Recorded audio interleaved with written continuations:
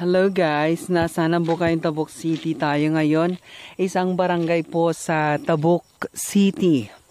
So, ganito po ang daanan, one way. Yan. So, ang ibang mga parte po ng kalsada dito ay lubak-lubak po na daanan. So, hindi po maayos. At kung ikaw ay may napakabigat na karga ng inyong sasakyan, minsan kapag nandun kayo sa parte ng daanan na hindi sementado tulad nito, ayan, mahirap pong makapasok dyan. So kinakailangan na baba muna yung ilang mga nakasakay para sa ganun ay itutulak yung sasakyan. Pero ito kasi mas okay pa ito na daanan, pero yung ilan kasi mas grabe na daanan. So ayun, ganun nga yung paghirap ng ilan sa ating mga kababayan.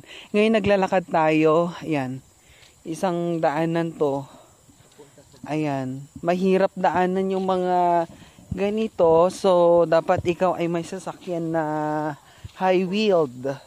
Tama ba? Basta mataas na sasakyan. Ayan. So, ayan din. Mga ganito. Tapos, meron din tayong ilog. No? Diyan. Ayan. Malapit na tayo doon sa ilog. Na karamihan sa ating mga kababayan dito nahihirapan talaga, lalong-lalo na kung panahon ng tag-ulan na kung saan ay umaabot hanggang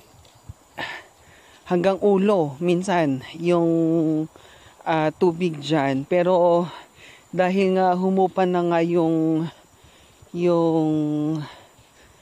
po natin, yung mataas na bahagi dyan, bumaba, yung tubig hanggang na lang tiyan o bewang yung ating ilog kapag dadaan. Yun, maisa doon na naglalakad. So here, ayan, ganito yung kalsada minsan. Yan, lalong-lalo na kung walang bridge doon. So mahirapan talaga tayo kung walang bridge. Ayan, kilala ko to tito ko to. Ayan, And mga kaibigan, nasa tayo ngayon. Ayan. Ito yung kalsada papunta doon sa kabilang bahagi. Ayan, ganito kahirap paglakad. Lalong-lalo na kung walang bridge. Matagal na pinapangarap ng mga natin, mga kababayan natin na magkaroon nga ng hindi footbridge, ng car bridge. Ng bridge sa area na ito. Ayan. Yan yung dadaanan po natin. So, maswerte tayo ngayon dahil nga okay pa yung tubig. Pero kapag umulan yan ng napakalakas, ang hanggang lampas tao po yan. Dahil nga walang bridge minsan yung ating mga kababayan, linalangoy yan. So kawawa yung ilan sa ating mga kababayan. Pero nagpapasalamat sila dahil nga chinek ng gobyerno yan. So hopefully malalagyan ng budget. Yan, mapopondohan po yan para sa ganon matulungan naman yung ating mga kababayan dito po sa Nambukayan. So, lalong-lalo na yung mga mag-aangkat ng kanilang mga products, local products. And of course, yung mga pupunta sa kanilang mga workplace na mula dito po sa area na ito. and yung may mga importante transaction. So ayun po, lalo na kung panahon ng tag-ulan, super hirap talagang makadaan dyan.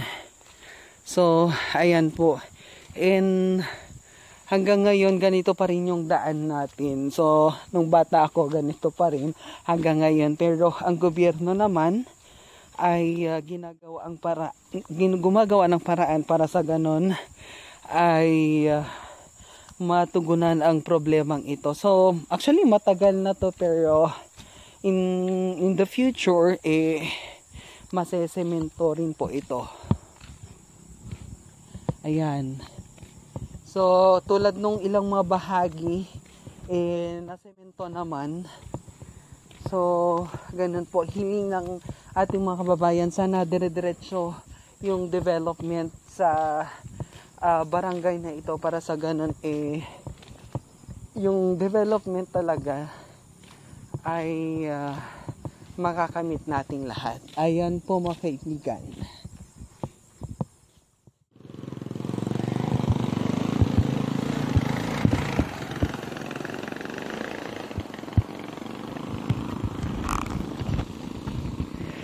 Ayan, so ganito nga yung daanan kasi yan.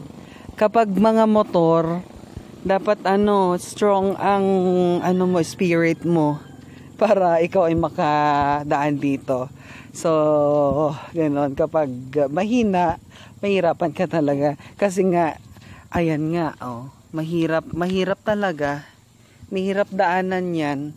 Kung pagkatapos ng ulan, madulas yan sa mga nakamotor, at yung mga maliliit na sasakyan din mahihirapan talaga, kaya hindi nila dinediretso yung kanilang mga sasakyan dito.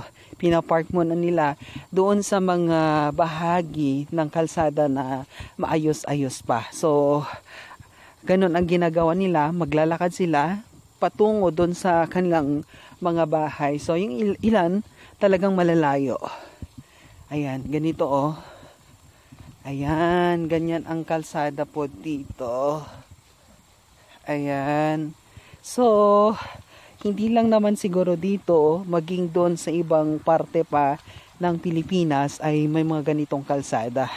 So, hinihintay nga ng ating mga kababayan na masemento ito sa tulong ng ating gobyerno. Darating din naman talaga yung araw na masesemento ito, pero as sa aking experience matagal na po ito, pero unti-unti naman na may mga development sa mga area dito. So hoping na mas mapabilis pa yung mga proyekto po ng gobyerno.